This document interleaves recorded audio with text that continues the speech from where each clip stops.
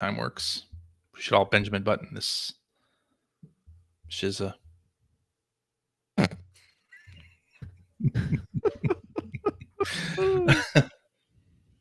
His son plays the drum for them when they're on tour now. That's what we heard. That's good.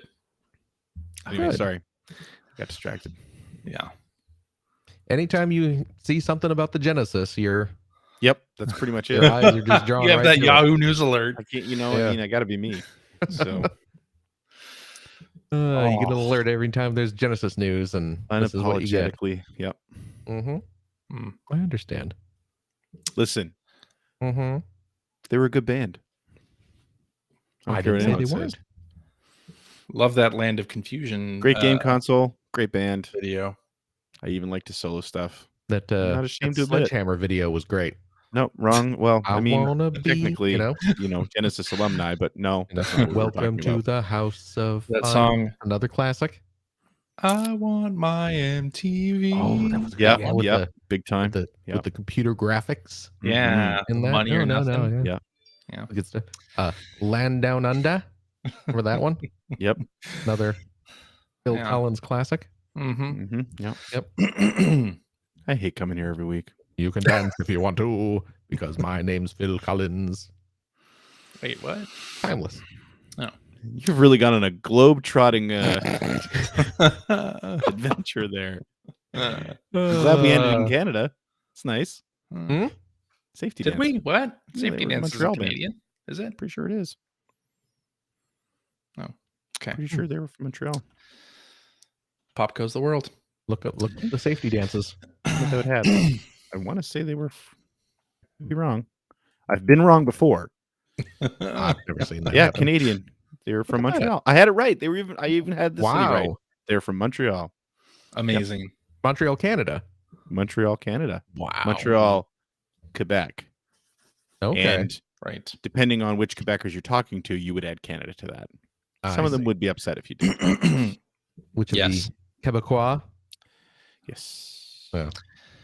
Hello and welcome to episode 803 of the Player One podcast for Tuesday, March 29th, 2022. I am your host, Chris Johnston, and with me as always from Canada, Mr. Greg Seward. Yellow. How's it going, sir? Not bad. Not bad. Got my Yeah. peace tea here. Ready to record. Ready to talk about Excellent. Genesis music. Boom, boom, boom. Like that one? And joining me from the great state of Washington is Mr. Phil Theobald. Hello. How's it going there, sir? It's fine. Yeah? Going fine. We're all fine here. Why just fine? Why just fine, Phil? Well, because I'm recovering. Yeah. I'm recovering from surgery. I had surgery this past week. Yes. Greg, before the show was asking what was wrong with my finger. You can see my finger right there. My middle, man. my middle finger on my right hand That finger? is completely bandaged, as you can see. Yeah. I'm trying not to be rude like Somebody Greg is. broke it. Too much use. What there? happened was a fellow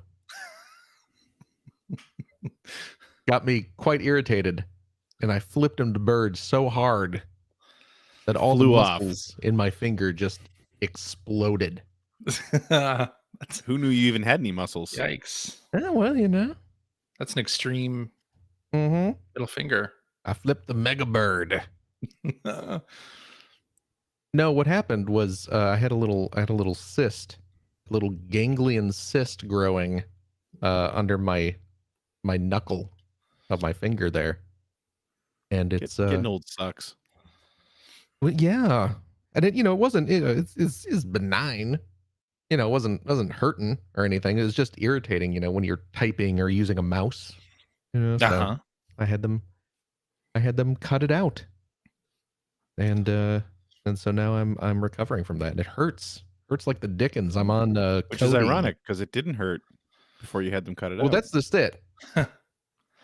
Hey, I have this thing that is not hurting me at all. Can you Could make you make it hurt this a worse? lot? Yes. We can do Yes, that. we can. Yes. Yes. Yeah. Are you Medical insured? science has advanced to 'Cause that point. If you're not insured, we can make it hurt in other ways. No, luckily my health insurance is fine. I'm okay with that. Yeah. But But yeah, if I'm a little more out of it than usual, it's because I'm on codeine I see. right now. Yeah. So I don't think we're gonna notice. It's gonna be one of those shows, huh? uh, We're gonna shout, "I am the Lizard Queen." oh man, I wish I was the wizard. No, lizard. Lizard God, Queen. I wish I was both. The Why Wizard not? Queen Lizard, and the Lizard Queen. Lizard Queen and the Wizard Queen. There you go. It doesn't matter. Who cares, man? How you doing? I'm doing well. Good. I'm glad to hear it. Glad to hear it. Getting ready to go on spring break next week. CJ Gone Wild. I'm excited about When's it. the VHS come out? College? You a college boy or something? CJ Gone Wild. You're the second person I've heard this week refer to spring break, like the second adult. I know, right? I've heard this No, week my refer daughter to like has going on spring break, so we're going somewhere for her spring break. Yeah. Yeah. That's nothing wrong with that. Your 10-year-old daughter? It's just not something you hear up here. That's all. Yeah. Yeah. Spring semester break Okay. or whatever. Okay. So that'll be fun. Yeah. Hey, Cool. if you say so, man. That's all I have to say about that. Oh my goodness. Hey guys, how about we talk about some video games? You Sure. like that? Like Sure, video yeah. games? Greg, we talked a lot about Gran Turismo 7 last week and its various ups and downs. This week, Kazunori Yamauchi, your pal, your friend, you've been to dinner with Kazunori twice. Oh my goodness. twice. Yep. He This is the posted first time I went to a something- Greek restaurant where they yelled "Oppa" when they set the cheese on fire. Oh, Yeah, nice. yeah. Oh, I'd never that's seen that very before. Classy. Very Yep. classy. He made a post to the PlayStation blog detailing some changes that they are going to make to Gran Turismo 7 based on player feedback. Player One from their- podcast feedback? No, This is all based on the our show last week? people who were playing Gran We are Turismo 7. tastemakers. We always have been. We're the weavers of dreams.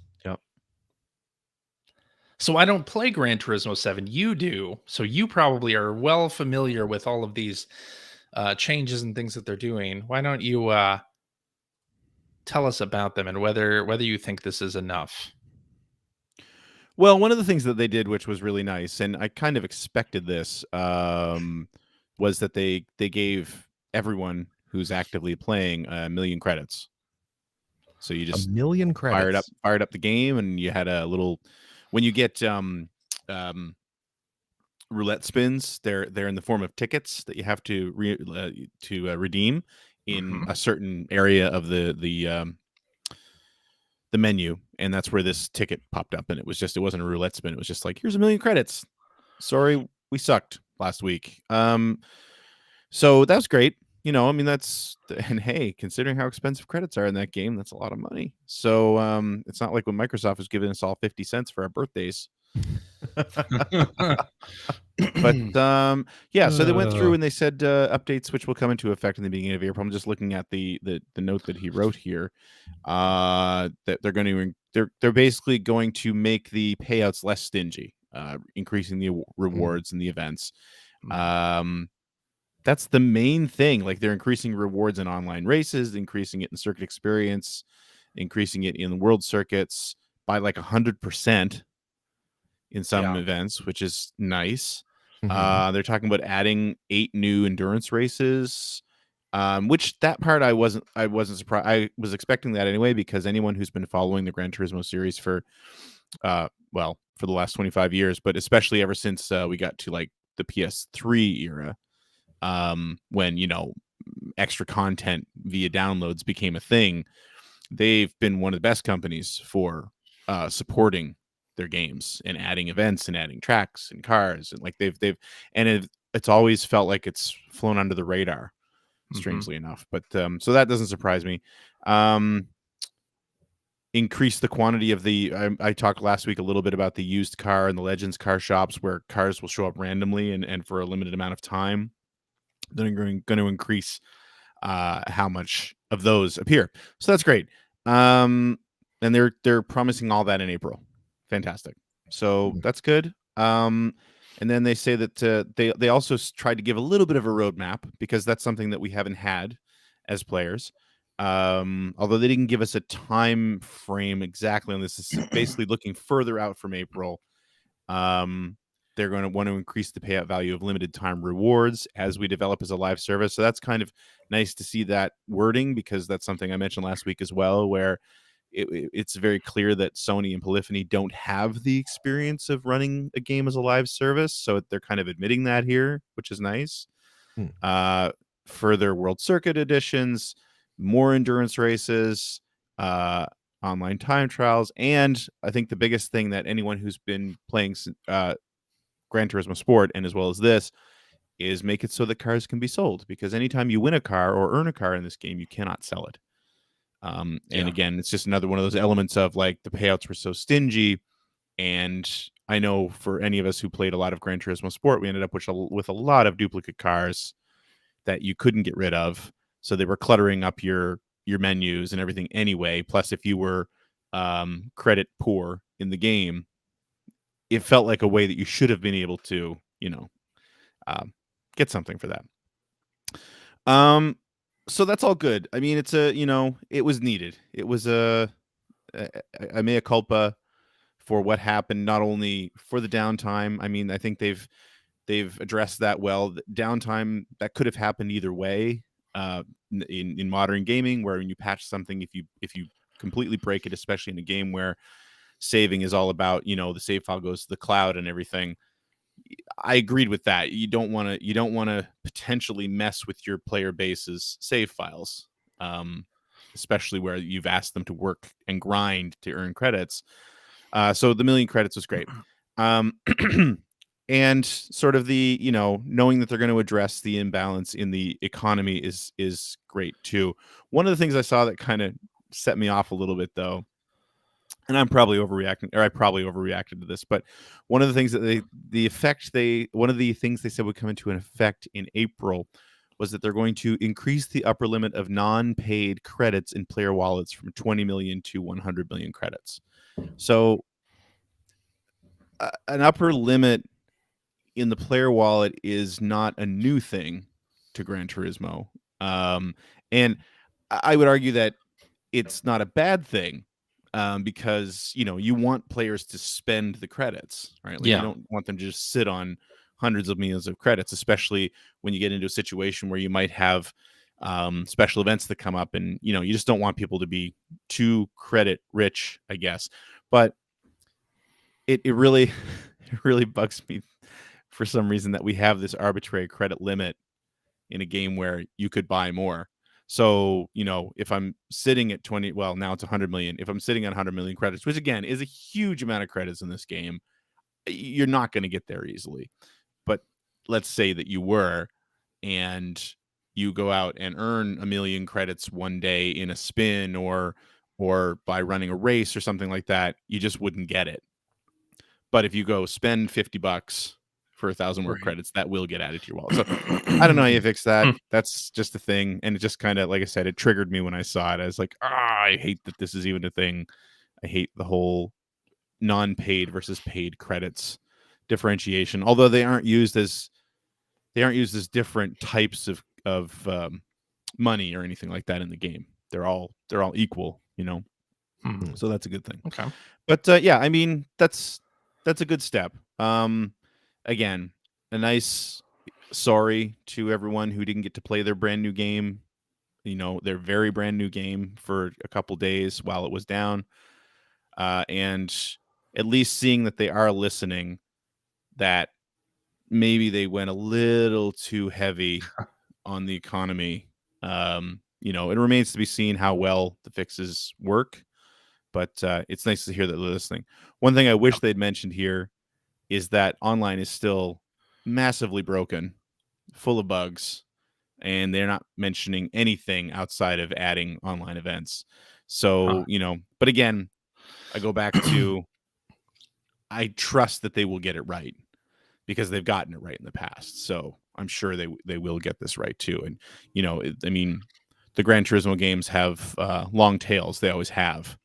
That when Sony releases these games, it's not like and this is nothing against Turn 10 or Microsoft, but it's not like the Forza series where it's like next year there's going to be another one, or there'll be like a Horizon, and then next year there'll be Motorsport. You know what I mean? Like you're not getting constant new games in the series here. Like you go 5 to 10 years between games in Gran Turismo, so they're meant to be around a long time, and they do support them as such, and they always have, which is something I've always appreciated about this series. So I would have liked to have seen something about the online play problems, but I still have faith that they'll be fixed.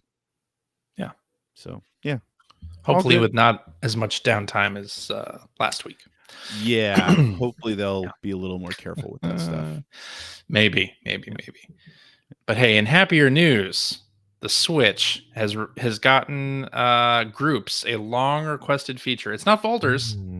Let's not call it folders. It's called groups. Why don't we call it folders? Yeah, what is the difference? They don't really act as folders, right? I mean, because you're not moving games into the folders. You're merely like categorizing them. See, I haven't even messed with this. Functionally, what is the difference? Well, CJ just said it. You're not moving. You're not moving. So does that mean that a game can exist in two different groups? Correct. That's the difference. That's the difference. In two groups. Yep. So the difference is actually an improvement. Yeah. Some may call it an improvement. It's a filter system.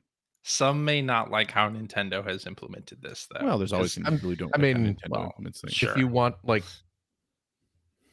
a Mario game to show up in a Mario group and also a platformer group, you can do that. That seems like a plus, right? It does seem like a plus. Or if you want to have a retro group, that's all your Nintendo Switch Online stuff, but you also want to have a Sega group that has your Genesis and Sonic and your Sega Ages stuff. All the stuff that Phil Collins is in. Yeah, exactly. Yep. So what I'm saying? I don't understand the negative there.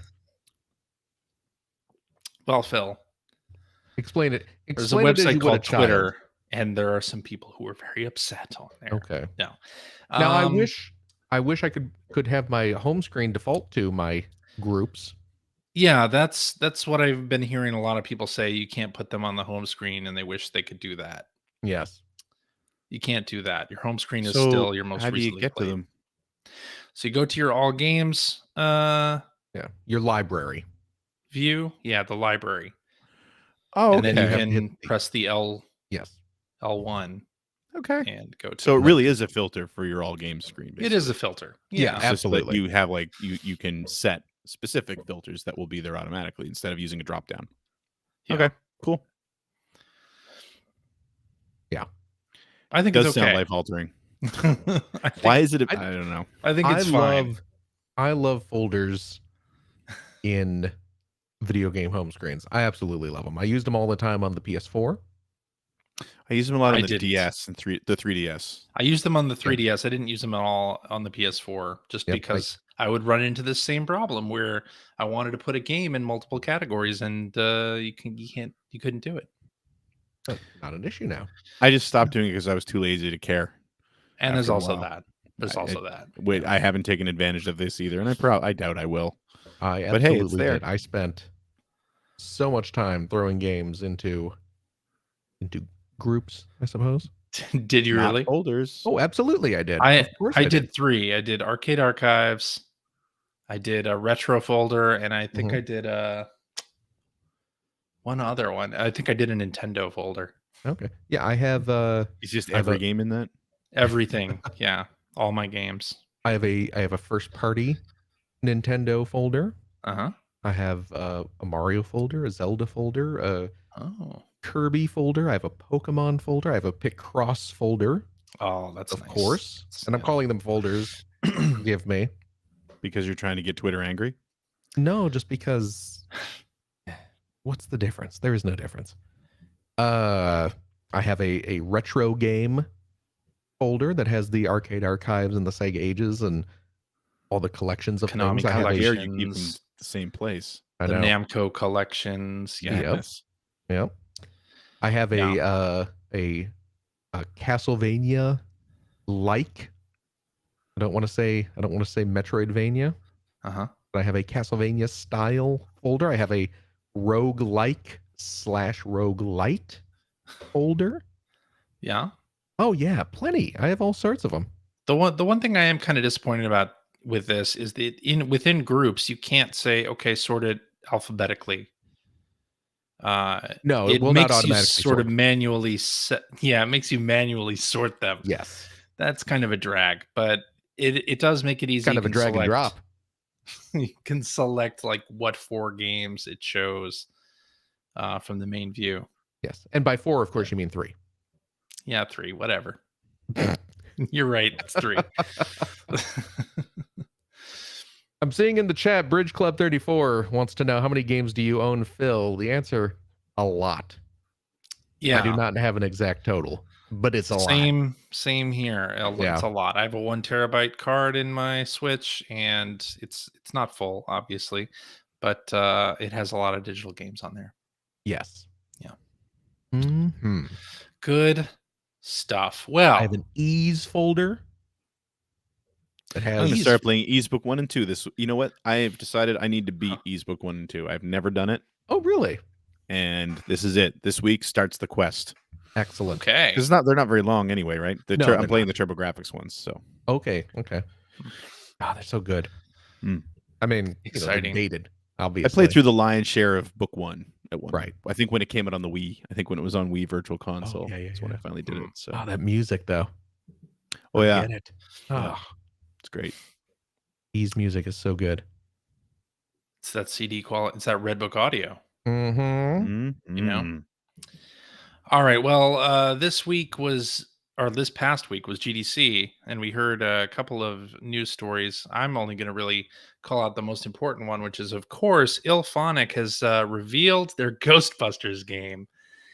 Their 4v1 asymmetrical multiplayer game that comes out later this year. So these are the people. These are the Yeah. Friday the 13th people. They're the They development also did the partner Predator for. game. They did what? They did the Predator game Yes, as well. they did Predator Hunting Grounds. Yeah. And they're not the Evil Dead game, right? No, Okay, that's someone they're else. not the Evil Dead game. Okay, Right. but they are the Ghostbusters game. They are the Ghostbusters game. Okay. Yes. So do they just have an engine that they slap whatever new license they get on there? I mean, yes. Yeah, Okay. they're using the same kind of setup for everything. Right. Yeah. Okay. Yeah. But Okay. so this game takes place after Ghostbusters Afterlife, and IllFonic is working with I've got to see Ghost that. Core, the studio behind the recent films. They're going to have a bunch of Easter eggs in there. You have at least Ernie Hudson and Dan Aykroyd as voice actors. After Ghostbusters Afterlife, are there any Easter eggs left? I'm sure they can come up with a couple. That movie kind of used up all of them. So yeah, I'm excited. No Bill Murray in this one. Well, there was an Easter egg in the trailer where yeah? somebody who has a haircut very similar to Venkman is seen walking on the street. So I wouldn't rule it out just yet. I'm going to rule out Bill Murray appearing in this game. You are? I am absolutely going to Isn't rule he, like, that notoriously cantankerous about that stuff? I mean, yeah. I don't know how much they threw at him to get him to appear in Afterlife, but it was surprising to see him. It was probably way more than the budget of this game. Oh, I'm sure. Yeah. So, and maybe of interest to you, Phil and Greg, you'll be able to play at least some of it. There's a story mode progression in this game that you can play without doing multiplayer matches. So, Sold. Okay. So I guess that's good. You just sold me the game. Yeah, I'm definitely up for this. Definitely buying it. So yeah, I'll give it a try. Stuff. And one more thing in news, it may have already happened by the time you listen to this. The rumor from Bloomberg is that Sony's Spartacus, the rumored sort of answer to Game Pass, is going to be revealed this week. No, that's the code name that is on all these rumors. Okay. It's code name Spartacus. Gotcha. Is going to be revealed this week. So what do you want to see? It could happen. What do you want it to be? I mean, obviously merge PlayStation Now and PlayStation Plus, right? be silly if they didn't. But the Makes rumors, sense. in part, have like classic tiers where you get like a library of classic PlayStation games. So that'll Okay. be good. Down with that, especially if they include PlayStation 2 stuff in that Yeah, that's what I was going to ask. Like, category. what does classic PlayStation entail at this point? Is it just PS1? Is it PS1, PS2? Is PS3 I'd say in there? PS3 is getting close to classic at I this point. I think, mean, it's right? 2 yeah. generations old. Yeah, no kidding. I think, yeah, PS1, 2, and 3, please. Okay. I mean, we considered NES games classic when you unlocked them in Animal Crossing on the N64, didn't we? I mean, we absolutely. considered NES games classic when the Super Nintendo was out. You're not wrong. But and then one of the other rumors is that one of the tiers of this service will give you game trials. So like you were saying, Greg, you played a game trial of something recently, or you downloaded a trial of something. Stranger of Paradise. Yeah. So and Cyberpunk. or that was a actually. demo. There was something else you Cyberpunk. Cyberpunk. That's yes, right. It was a trial. So hopefully more of that stuff in one of these service tiers. So that'd be cool. Yeah, it'll be interesting. It'll be down for interesting to that. see what the pricing is and what the difference in pricing is between all of these tiers. I imagine they have to be starting at like $10. I imagine they've going got to up be pretty to- close to whatever Xbox is charging. You would think, right? Well, Yeah. yeah. Although obviously they're not going to put. Well, I mean, I don't know. The rumor is that they're not going to put first party games in there. So Yeah, that's gonna be a tough one because that's kind of Sony's. Those games feel like Sony's bread and butter, right? Like, yeah, Like, but I mean, I like don't know. any? Like, Game Pass is doing well for Microsoft, so Yeah. might plus be we had worth that it. instant game collection thing or the PS Plus collection that I think is still available Mhm. now on PS5, where you can download a bunch of PS4 games for free. Right. Yep. Which I haven't done. I should download Persona 5's on there, and I always wanted to give that a try. I Honestly- know I won't get anywhere in that game, but still kind of want to try it. A decent PS2 collection will be the biggest thing that I really want to. Yeah. Yeah, see. yeah. That would be nice. Because it's just, That you would know, I be mean, great. that's such a great system, has such an amazing library. And Oh, yeah. PS1 is great as well. And PS3, Mhm. but we've seen PS1. I mean, we've had PS1 classics on Sony systems for a while now. That's so true. it's not as exciting. Still great stuff, but it's not going to be like, oh, right. That's not going to be the moment. But if there's like a big PS2 library, yeah, for sure. Going to be interesting to see how they position it and what we get. But I'm interested. I just want Tokyo Jungle. Tokyo Jungle. I just want Tokyo Jungle.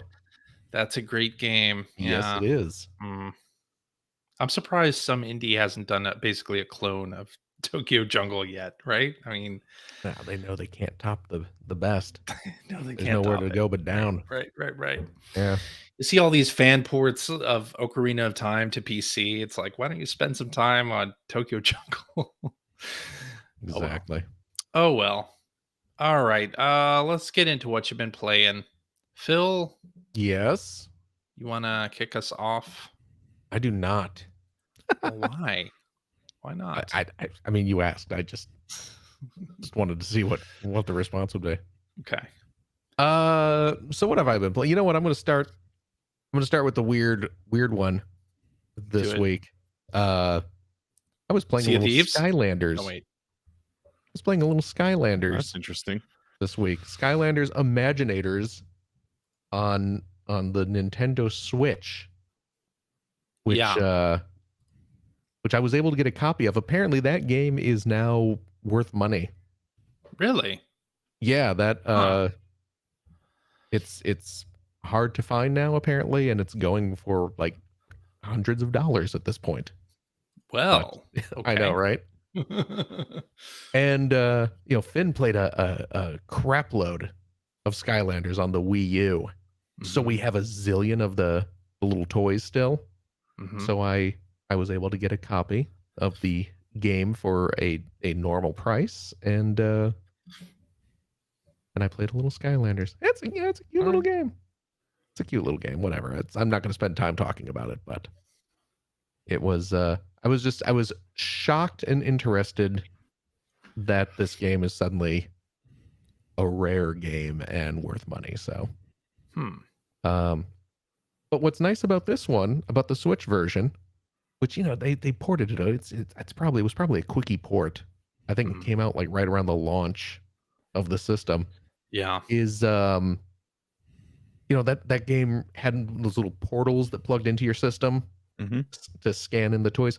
So there's no portal involved because it just uses the NFC reader on your Joy-Con. Yep. And normally in the older versions of the games, you'd have to, whenever you want to swap characters, you'd have to get the toy and scan it on the portal to bring it back in.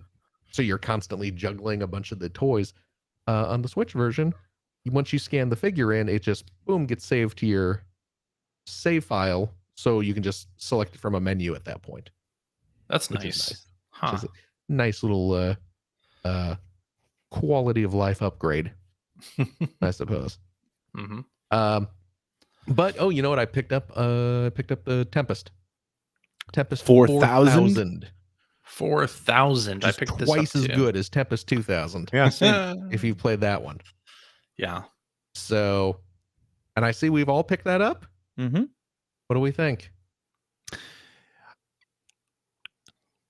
I like Tempest 2000 more. What? Yeah, I mean, it's the same game basically. It's not exactly the same, but it's exactly the same. It's kind of the same game. It's mostly the same. It's still good. There's yeah. a weird. I can't get used to the move. The movement feels weird to me. I don't know if there's like some motion. Like what's the word I'm looking for? Anyway, motion to it the feels ocean? like it doesn't stop where On I a want dime? it to. Yeah, it's Inertia? Inertia. That's it. It feels There like you there's go. some inertia there that I don't remember it being a part of the previous Tempest, especially. And I don't mean like the old arcade game. I'm talking like Tempest 2000 and the various re-releases. Tempest like X. Yeah. Yeah. That was really it. I mean, otherwise it's great, and it is great, but it just it took some getting used to it. I don't know if it has to do with playing it using the analog stick on the Switch or what, but there's just some weird inertia happening when you stop and start. Yeah. I mean, I'm not saying it's not there. I'm just saying I didn't really notice it. It didn't really affect my like it almost felt like it, and I know it wasn't because I was playing in handheld mode, but it almost felt like input lag. It felt like input lag would feel like bad input lag would feel like I'm stopping, but the little claw thing's not stopping yet. Okay. So that was only complaint about it though. Otherwise, it's Tempest and it's awesome and it looks great and maybe it's because I tend to not stop when I'm playing that game. I also do that. Constantly moving. I'm just constantly spinning. Yeah. So the bonus stages in this one have you sort of piloting yourself through rings. I suck at here, that. and the control is all backwards. Not what I expected it to be. Let's just say it's all backwards, and you can't customize it. And I was like, oh shit. I was not doing well on those little in between bonus levels. That's the point, I would think, right? Is like, it the point though? It's not supposed. Yeah, I would say it's not. I don't think they want to make that easy. Well, there's not making it easy, and then there's just the controls don't make sense. So right, exactly. Doesn't feel like they're actually backwards. doing anything. You just have to wrap your head around the fact that they're backwards. Yeah, I don't like that. I don't know. Like fair. Yeah, but I like the game itself. Oh, absolutely. It's super fun and absolutely. Yeah. It can't be bleat. It can't be bleat. Can't be bleat. Nope. I got it. I got that. Nope. Not going with sheep that type stuff. Yep. Yeah. No, and Jeff Minter, of course, Tempest creator. Jeff Minter, arch enemy of our very own. No. Christopher. No, that's not true. CJ I don't even. I was commenting there's so many so many things wrong with that statement. I was commenting to somebody in the Patreon channel on Discord that I don't even remember what the argument was about. The beef. The beef you I had. remember it happened around the time Space Giraffe came out. Right. And I just don't remember what it was about. I know I remember I didn't like Space Giraffe. You were talking some smack. It's possible. It's possible. You don't talk smack at the yak or he'll bite you back. Yeah. Jack. Yeah. I think we should point out that the creator of Tempest was Dave Thurer, not. Yeah. Right. Not Not the Jeff actor. Minter. This version of Tempest. I know, but I'm just saying. I This think it's fair to incarnation. point out that I think it was clear. I don't think it was clear at all the way My you said that. intent And I don't. was I think you clear. need to. I think you need to understand that we're ancient, True. so maybe not everyone will understand that it wasn't Jeff Minter who created Tempest. Right. But he created Tempest. He made 2000. 2000. He made the Yes. sequel. 2000. Yes. And then 3000, and then 4000. X X was in there TXK. somewhere. TXK was the Nuon version, wasn't it? What? was the Nuon version? Tempest 3000. 3000. Okay. Right. Yeah. Yeah. The reason Anyway. to own a Nuon. No. No, there was no reason to own a new one. Period. No reason. Is that why Jeff got so mad at you? Because you were insulting the new one? I don't remember. I really don't. I honestly don't remember. What was the system that they got him to do the visualizer for?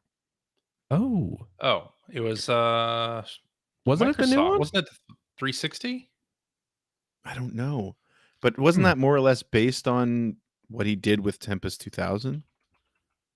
Yeah, I think you're right. Probably. You can't remember though. I No, thought it was the 360. It was the Nuon. It wasn't SE. I was right. Yeah. Look at that. Okay. That doesn't count. All this new on disrespect on this show. The nuance. Shame No, on it's you. called the Project X. Yes. And I think he did one for the Jaguar CD as well. Yeah. And yes, the Xbox 360 is Neon. Yep. He Is did that a lot right? of them. I thought it was only once, but apparently he's done it a few times. Wow. Okay. They should have got him for the Amico. They could have contributed some of his Man, that's just been a fun pile on to watch, hasn't it? Has it been fun to watch? No, I not at don't all. know. Oh, I think at this boy. point it's just beating a dead horse. It's Like, you just yeah, turn away. all I keep hearing is that kid in The Simpsons. He's already dead. I watched know, that I feel episode the other bad. day, actually. I was doing I've been doing a Stop, little stop. It's I think already it's season dead. 6. I've been doing a little rewatch of some old Simpsons.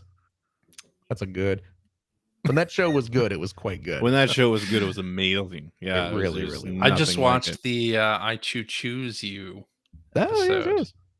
Yeah. We were Great episode. doing With my some daughter racing. who thought Ralph Wiggum was being cute. And she felt for him. Aw, She felt bad you for can him. see the exact moment. I We love were doing some racing in GT7 and ended up pretty much reciting the whole Shelbyville episode. The Lemon Tree one? Yeah. Which may be my favorite episode. It's definitely top 5 Yeah. for anybody who saw it. I think No, That not was- my mouth. that was peak is what that kid would Is say. what that kid would say. That way, when they look into Shelbyville, they will know that they suck. Launch me, boys. Faster boy, he's got a taste for meat now. What a classic. What is it, boy? Is For meat now. there something behind that wall we should beat up? Hey, there's a lemon behind that lemon shame rock. And this is the rest of the episode, just us Oh. reciting that episode out of order. There's something behind that wall we should beat up. I thought I was the only one. This is what it feels like And doves when cry. doves cry. Oh my All right, let's get back on track here. Come on. I think we need to Okay, have a so watch anyway. episode. Jeff Minter, creator of Missile Command and other Christ. classic Atari games. Uh-huh. Did he do the Missile Command 2000? There was a Missile Command 2000, wasn't There was There for was. the And a I Breakout don't know 2000 if he on did the that. Jaguar and I don't know the if he did Defender either of 2000. those. Defender 2000, yeah. Mhm. I don't think he did those though, did he? I don't He know. just I don't did. think so. I'm not going to look it up, but I don't know.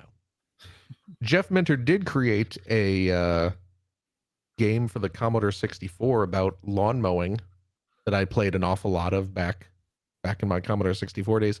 Hover Bover, if I remember correctly. that sounds right. Yep. And oh yeah, that was, this was before I knew what a Jeff Minter was. I was just, it was just a random C64 game that I got, and I quite enjoyed it. That you stole. So there you go. Okay.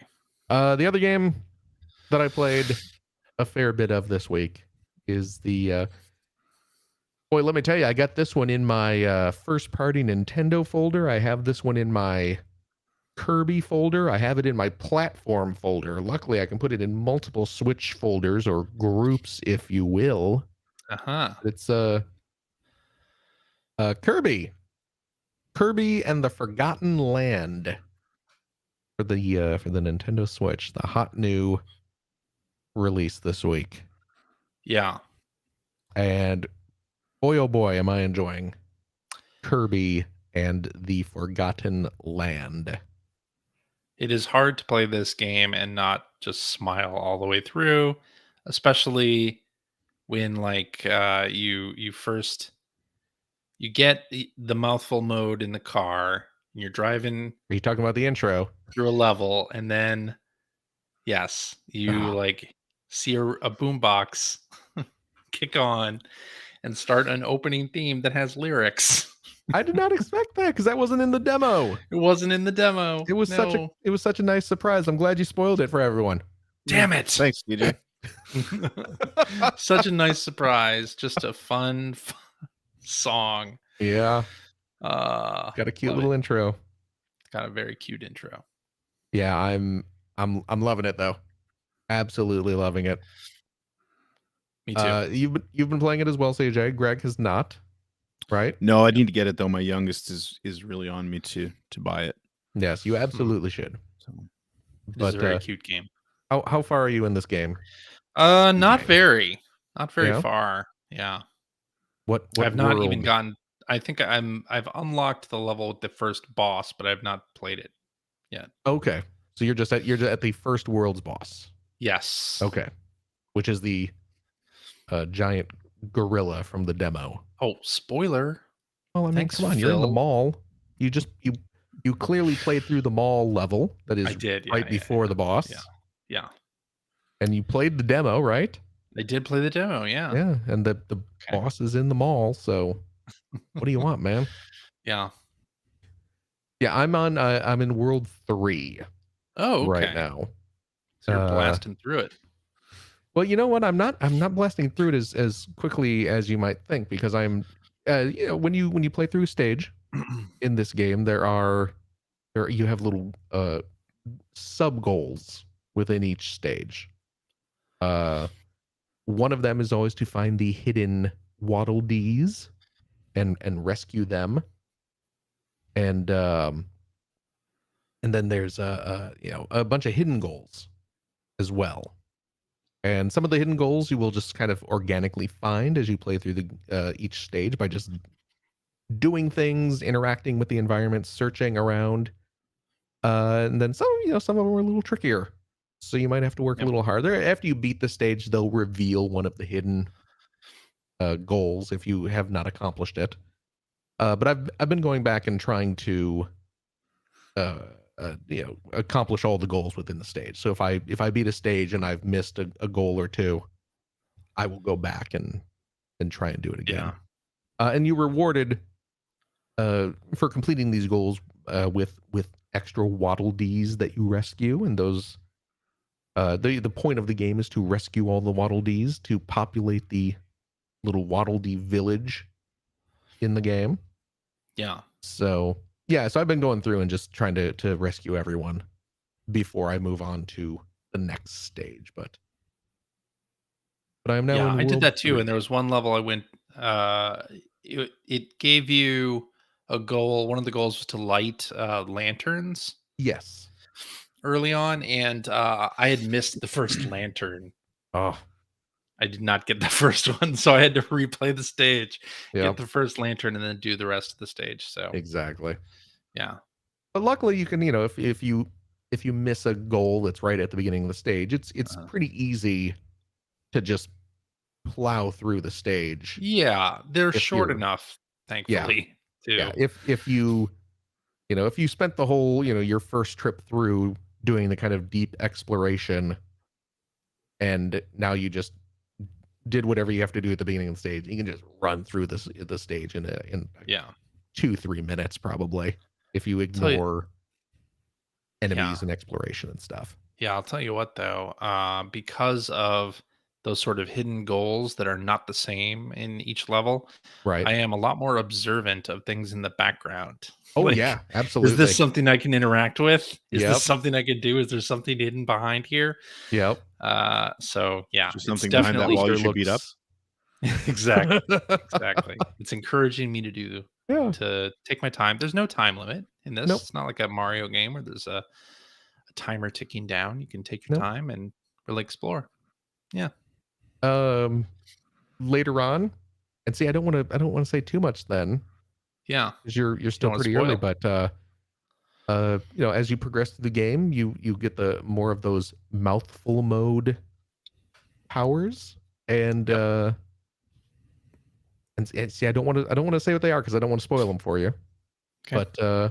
But there's some fun little gameplay modes that get opened up when you get some of these new powers and things like that, and it's a lot of fun. It's really it's a really cute game.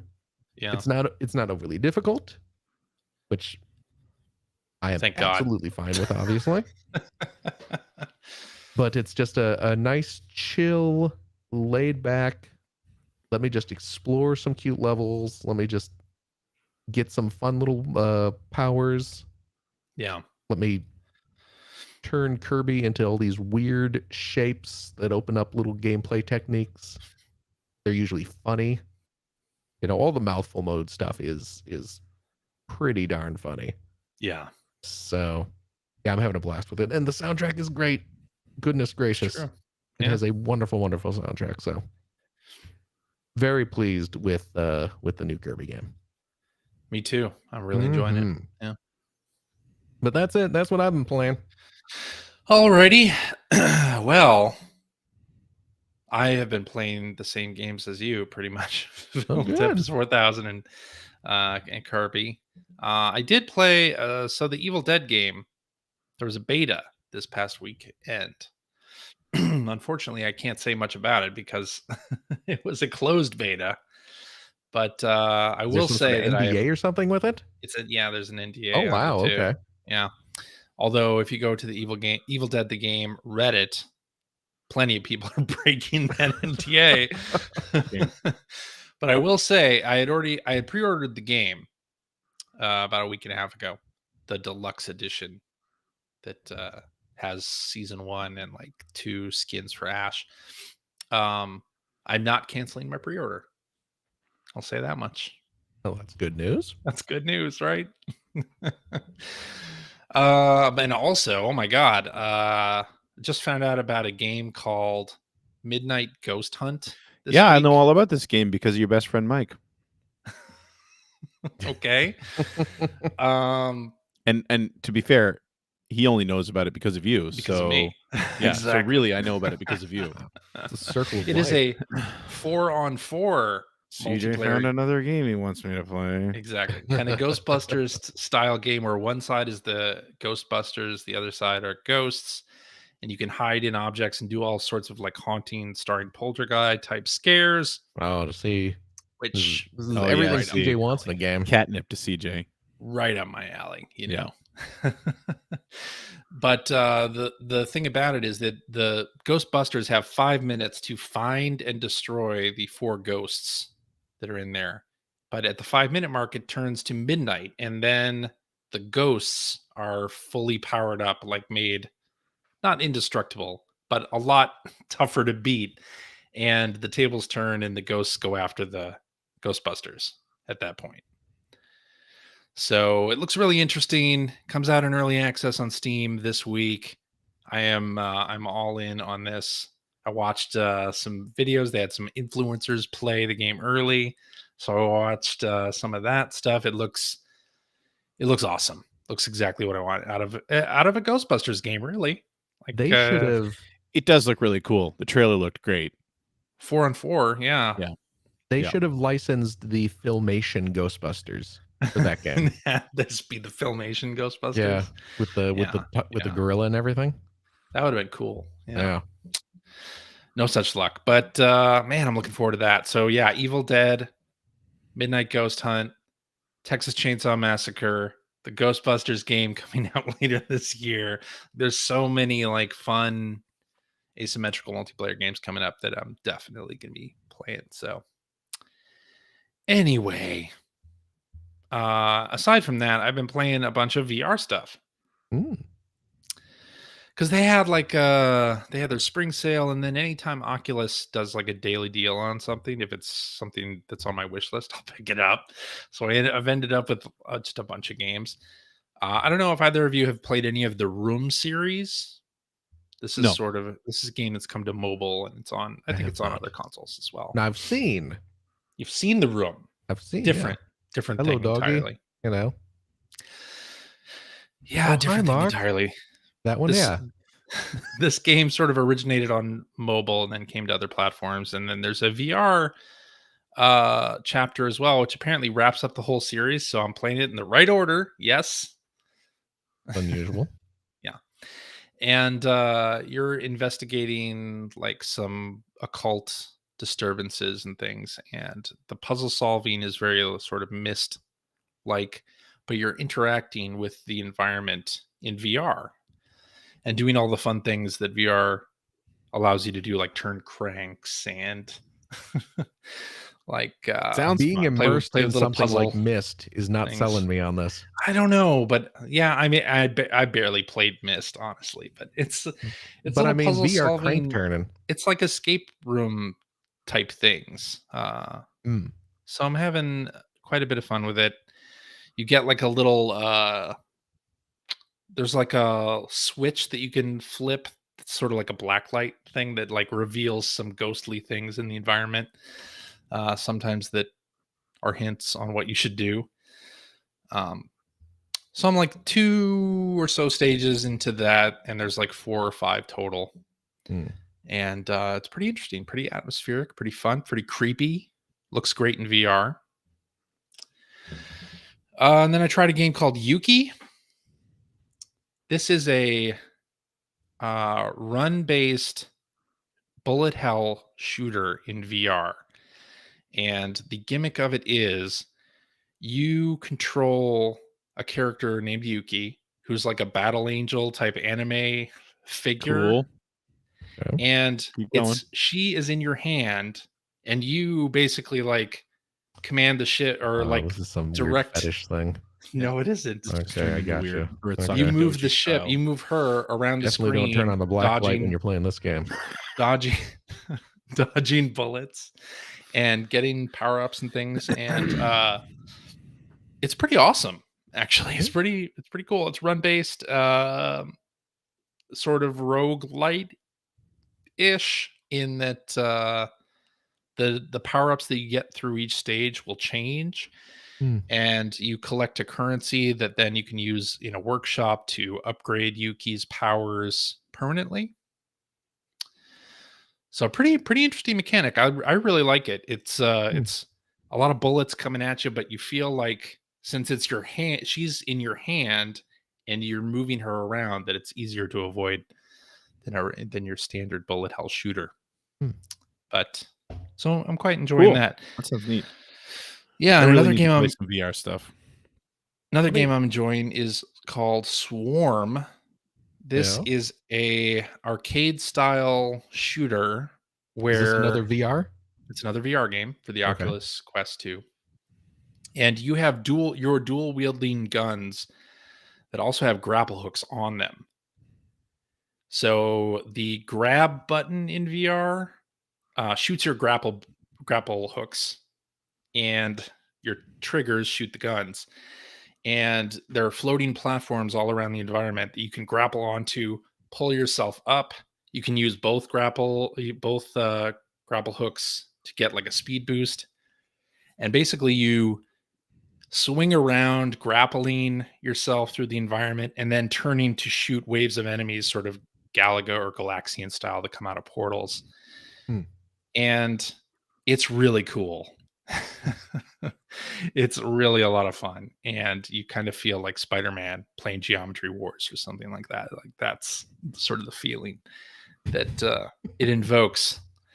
But they just launched a sort of multiplayer mode in that game, so you can play with others as well. But I'm having fun. It's sort of a comic book style, sort of cel shaded look to it. What's this one called again? This one is called Swarm. Swarm. Yeah.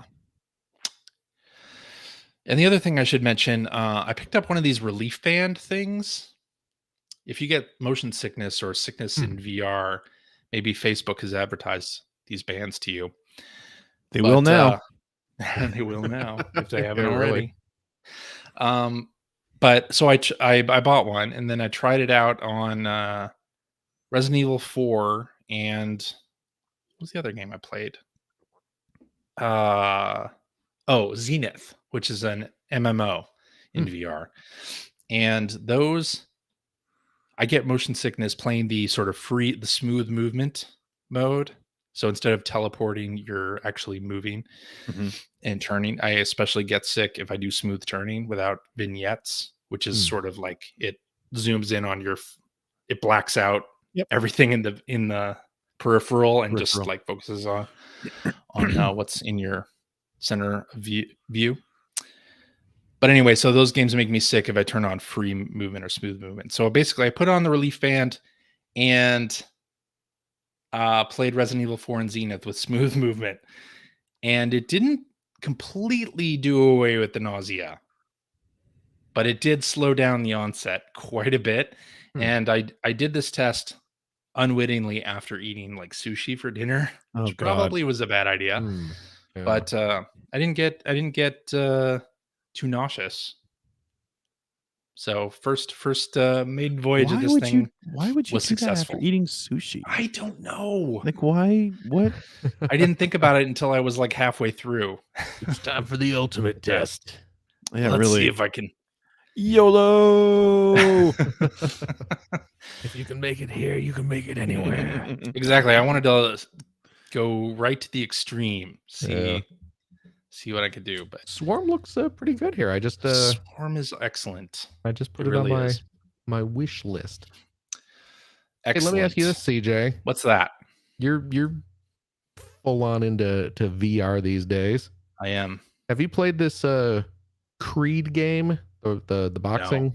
No, I haven't played it. I see it's on the Oculus Daily Deal. It is. So, and I've heard it's pretty good, but I've not, obviously not played it myself. Yeah. Why don't you pick it up and then you tell me what it's like? Well, I don't know. Because I have that supernatural exercise thing, which has a boxing mode in it. Yeah. Obviously, it's not all Rocky verse characters or anything. You can't punch Ivan Drago. Sure. But I don't know if I want to spend $20.99 for another boxing simulator. Okay. But I've not picked up that one. When I could get the Spider-Man Geometry Wars game. You should try that. You should definitely do that instead. Maybe I should. Yeah, I think you might like it. But anyway, that's what I've been playing. So, Greg. We've already talked about the stuff I've been playing. We talked about Tempest 4000 and talked about GT7 at the top of the show, and that was really all I really had to say about GT7 was about the update from Yamochi this week. So I got nothing.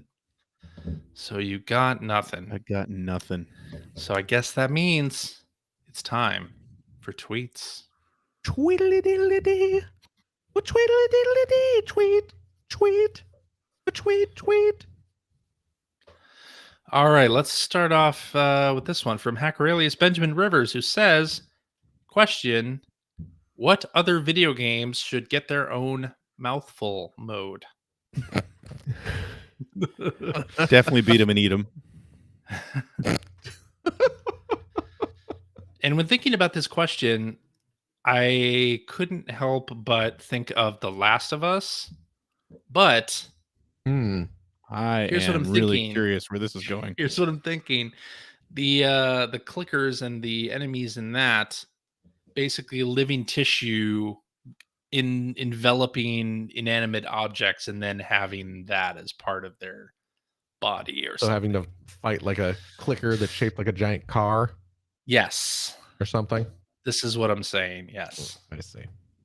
As unrealistic as that is. That would be funny and kind of fun. Unexpected, maybe. But I was thinking that, but just like, Ellie eating a stop sign, and then she's having a big octagon head that she smashes clickers with. that would be pretty cool too. Yeah. Yeah. Yeah. What other games could use a mouthful mode? Burger time. There you go. So this is another one of those ones where we'd probably, had See, we known you can- about this in you can advance, look we at the probably could have Twitter come up with something account. really You can amusing. see what people have tweeted in early to think about your answer. What? You gotta tell us which ones you're gonna use, man. They're in the outline. I don't read the outline. Exactly. All right. Let's do this one from Hacker Alias Nabava, who says, it's been previously discussed that y'all dropped off Final Fantasy. I think with the lack of time being a factor, what could a new Final Fantasy do to draw you back in and spend the requisite time, if anything? Dropped off which Final Fantasy? Yeah. Just off the series in general. Oh, okay. Yeah. I don't know. I mean, Take 8 hours to finish. Yeah, I think just being shorter would probably make me stick with them longer. But I don't know though. I am still. It feels like Final Fantasy has gone really far away from what it was, right? Like the turn-based Japanese RPG thing. And maybe I'm wrong, but because I haven't played any since like 12 was kind of where I dropped off on the series. Well, and you played 7 Remake. And I played 7 Remake, but that's an action game. Yeah. That's, that's not really, but I guess that's the point I'm making actually, is that they don't, when I think Final Fantasy, I definitely think more along the lines of like, up until basically 12, like 10 was probably the last one that I really was really, really into. It needs a mouthful mode. There you go. That's what it needs. So I don't know. Going back to something like that, I would be all about. And again, I have not played 15. I played a very tiny bit of 11. I have no interest in MMORPGs anyway. Although I hear that the last 14. one that was Final 14 was really good. Me too. But just those games aren't for me. So yeah, I thing think it would have about to be that. It would have to be a throwback. Yeah, the thing about it for me is that when the battle system became too complicated and required you to learn all of these extra things and track stats on certain things and just kind of started to feel like homework. Yeah. And I like the active time battle system that Final Fantasies in the 16-bit era used. And after that, I kind of dropped off because it just got too complicated, or it felt too complicated for complicated me. than I wanted it to be. Yeah, anyway. more complicated than I want a video game that I'm supposed to be playing for fun and entertainment to have. So I find that JRPGs in general, that kind of encapsulates them. I really want to check out this is a strategy RPG, but Triangle Strategy. Scoop Joey, Hacker Alias Scoop Joey, said it was fantastic. I really need to go check that out. But Blue Dragon back in the mid 2000s employed a very simplistic battle system as well, and I love that game. Even though it got panned by critics because it wasn't the more complicated battle system that a lot of people had been enjoying in JRPGs for, at that point, 5-10 years. Right. So if they went back to simple battle system, I could get back into it, which is part of the reason why I bought Final Fantasy VI Pixel Remaster. I do want to play those. Yeah, for sure. I hope those come to Switch soon. Yeah, me just too. in general. Hmm. All right, let's do this one from Acrelius Docky, who says Mario Kart 8's new DLC takes content from old games and makes it playable with the modern Mario Kart controls. Which other modern games would you like to receive content from older games? That's actually when I saw that tweet that reminded me of Gran Turismo 7, because that's one of the big draws is that they've brought back a lot of the original tracks they created for like the first game. Yeah. But completely modernized. They rebuilt them for this game. So that was like the first. I know it's the same genre technically, but that was the first thing that popped in my head, and that's one of the things. That was one of the things I was so excited about with the Gran Turismo 7 release, and not disappointed at all. I mean, the tracks are great, and it's reliving what they were 25 years ago, but with the modern physics engine is fantastic. Yeah. At the end of Super Mario Odyssey, there's a retro level in there that I really enjoyed, and I would like to see. It would have been cool to see more retro Mario levels in the Odyssey engine. Would have been fun. Yeah. Phil? Yeah, I'm trying to think. Picross. Nothing's immediately coming to mind. Yeah, I mean it's stuff like racing games seem so obvious to have old tracks, or like if you have a fighting game to bring in some of like the older characters. Yeah. But it's different when it's like Castlevania or something. Like you wouldn't necessarily want to see the retro levels given a modern in a modern Castlevania. well, I mean, like how would you implement that? I don't know. I mean they kind of did that with that Wii only Castlevania game. Remember that they did that with the Rebirth? Rebirth. Yeah, Rebirth. Castlevania Rebirth. I mean, that was basically a remake, but yeah, I mean that's not really like bringing in old. Yeah, I guess it's not. Old stuff though into a new game. Unless you're like, you have like a new Castlevania game that comes out, and suddenly you have the whole castle from Symphony of the Night or something to go through. But that'd be interesting. Yeah, I mean it'd be cool.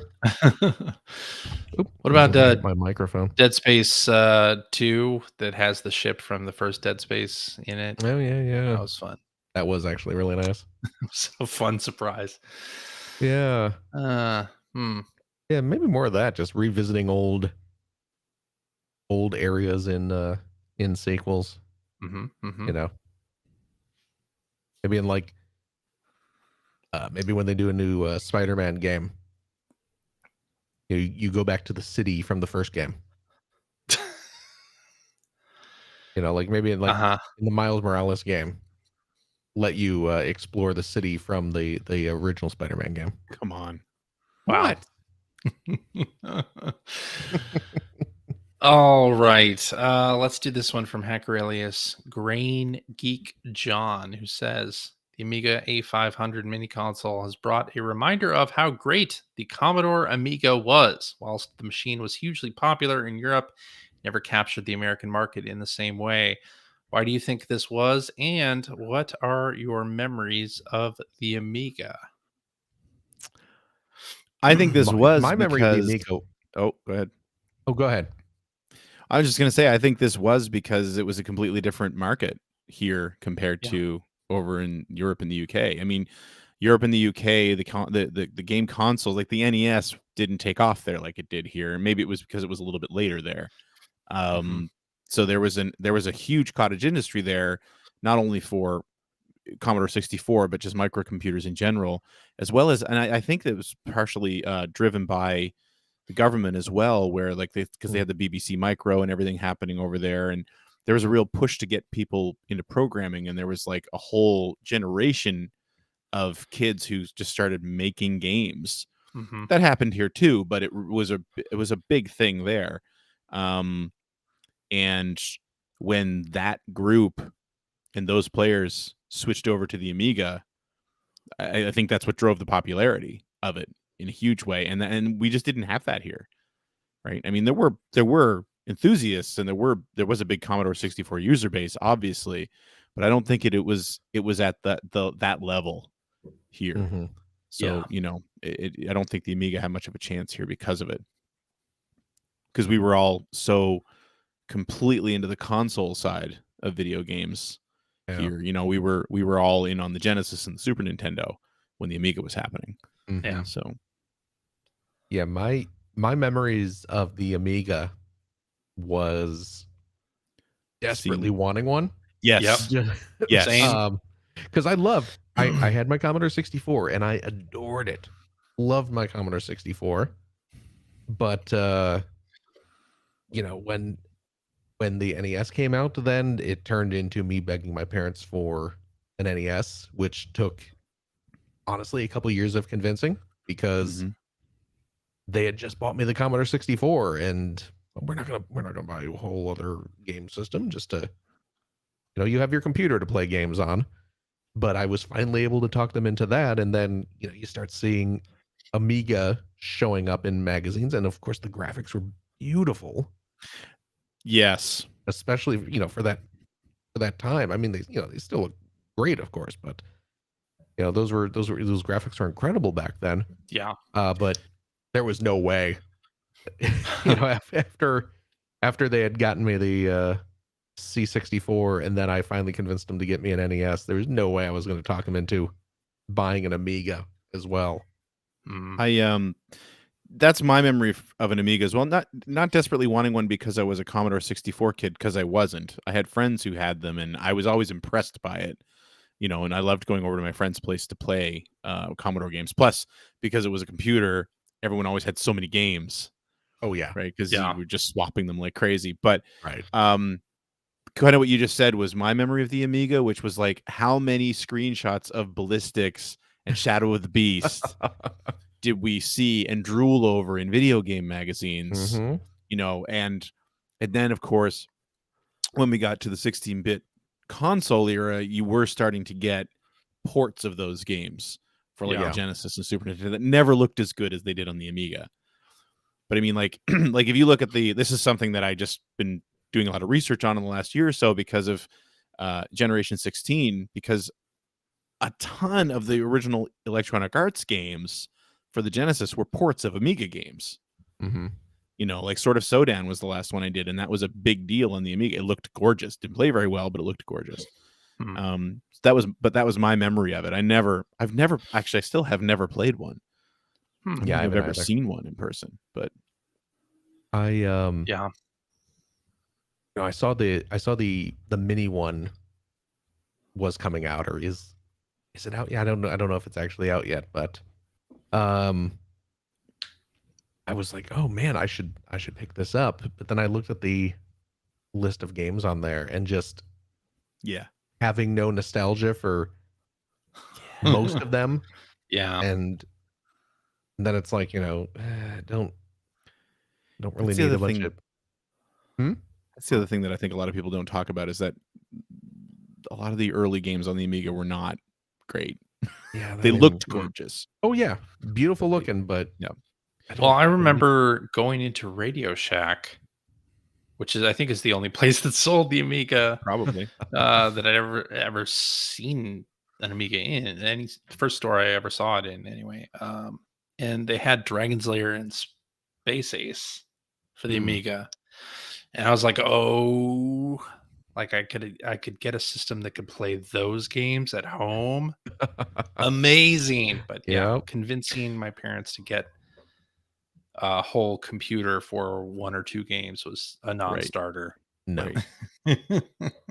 I want to really highly recommend, though, since we're on this topic, a couple documentaries. The first one is From Bedrooms to Billions, which goes through that sort of UK European coder lifestyle, back in the microcomputer era, and talking to people who came through that whole sort of I don't know, that whole culture, because you've played a lot of their games.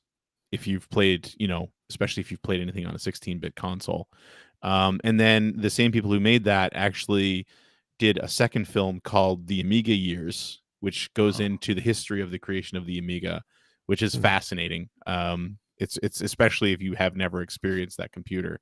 They also did one called the PlayStation Revolution, which I've never watched, but the first two are fantastic, and I highly recommend them, especially if you're a North American gamer, because it's fantastic insight into what was going on elsewhere.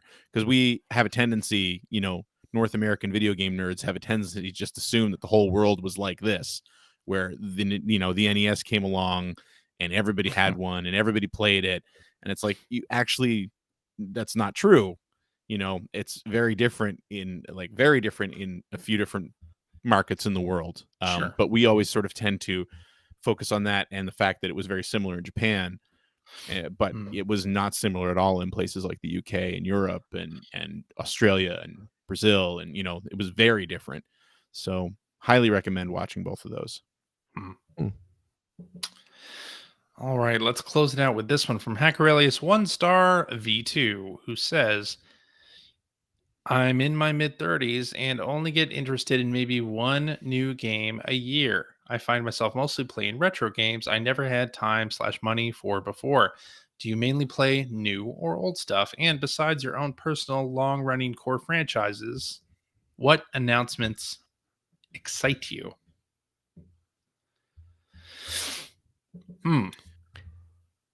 I play kind of a mix. Yeah, same. I mean, I play mostly new. Really? Yeah, You don't really go do. back that much? I don't go back that often. Every now and again, yes. But mostly new stuff. Yeah, I'll still I mean, there's a reason I have a retro game group on my Switch, because I have a crap load of old games that I will just, when I'm sitting around and I got 10-15 minutes to kill, I feel like playing a game, I'll just load up some old game and play a couple levels or something like that. I still mess around with the little mini consoles. Speaking those of are that sort great. of thing. The Nintendo ones on this week. Yeah, the Genesis, the TurboGrafx ones, I love them. Yep. So yeah, I play a pretty decent mix of both. I play a mix as well. I mean, and that's one of the reasons why I stream, because it gives me an excuse to do that. But this week I'll be playing.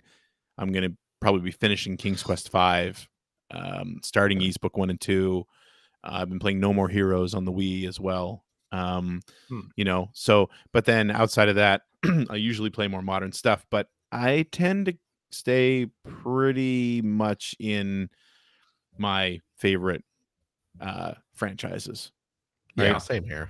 I will step out of them, but even if I do step out of them, it's got to be something like a Spider-Man, or or something that just has amazing word of mouth, like something I hear about on this show. I might check out. But otherwise, there's sort of just a few different developers that I'll, jump to, like Nintendo, some Sega stuff, not all Sega stuff. Any Sony first party game, I will definitely give a shot. Stuff like that. Yep. Anytime that I see a new announcement of an asymmetrical multiplayer game, I am usually in on that. Yeah. Because I find those to be a ton of fun. But I also follow a core group of developers that have made my favorite games for a long time, like Sucker Punch and Insomniac and Naughty Dog. So, yeah, Rare, Double Fine, etc. Yep. Yeah. All right. Good place to end it.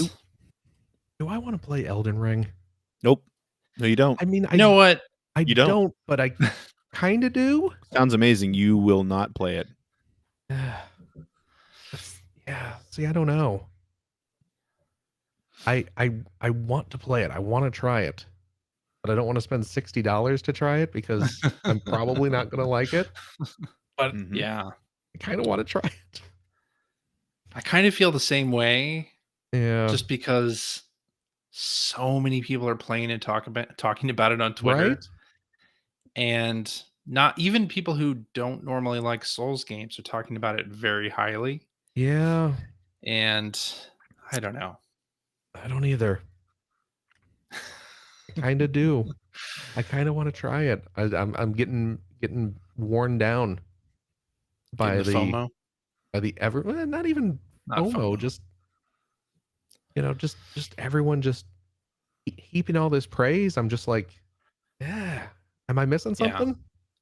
I I guess that is FOMO, isn't it? Every time I think about that, it's like, yeah, maybe I should play it. I'll watch a stream of it and be like, man, I just really don't like the art style. Man, I really just don't like this combat at all. Okay, I know I don't need to play it. Oh man. I don't know, just like the kind of exploration aspect of it sounds really interesting. Yeah. I don't know. I say no. Life is so complicated. I'm going to continue to not play it. Yeah.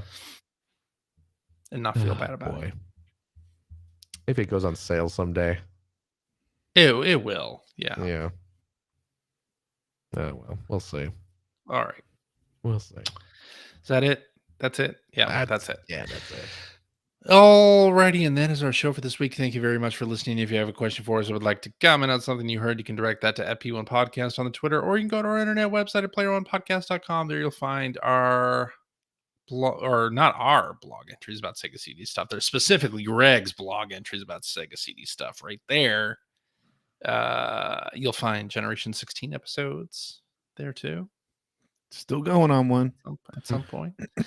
Find our contact information. You'll find show notes and links to all the things that we talked about during this episode. And you'll even find a link to our Discord server where you can discuss this episode with us and our other listeners. If you would like to subscribe to the Player One Podcast, you can do so by visiting player1podcast.com or by loading up your favorite podcast listening app. We're also on Stitcher Radio. We're on Spotify. You can like us on Facebook. You can watch the video archives of our show on the youtubes.com/P1 Podcast. Or you can watch us live most weeks on the YouTubes, the Twitters, the Facebooks, the Twitch.televisions. Follow our Twitter account, which is just @P1 Podcast, to find out when we are doing our next live show. Typically, it is Sunday nights. It is at 5:30 Pacific time. So join us, won't you? Tell you what, if you like what you've heard, and how could you, head over to patreon.com/P1 Podcast. Throw a few shekels our way. Maybe I'll buy Elden Ring with your money. Jesus. Maybe not. Probably not. Probably not. No, probably not. No, probably not. It'd be fun to see a live stream of you trying to play Elden Ring. You think so? Yeah. Just me getting more and more irritated. Yeah. My goodness. I don't know. Yeah, I don't know.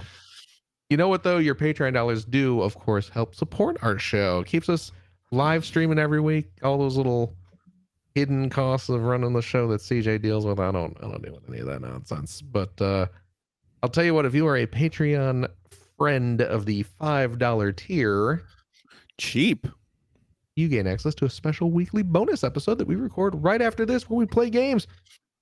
Track-wise, having fun doing all this stuff we can't do on the regular show. CJ, do we have a game for this week?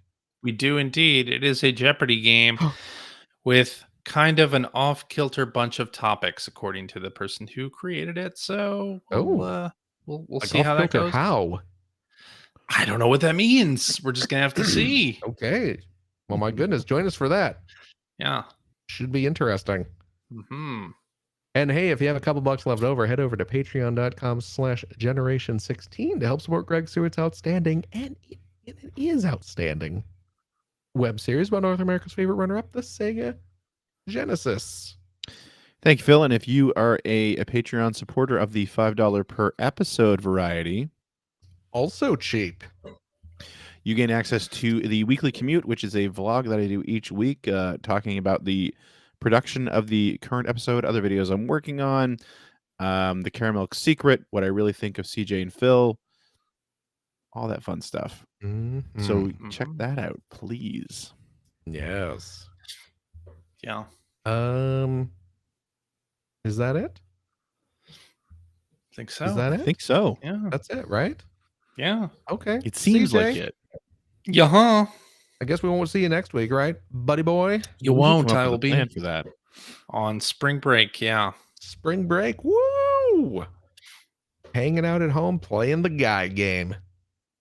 No. I still have a copy of that. Do you really? Mhm. Guy game. What am I going to do? Sell it? Probably get taken to jail.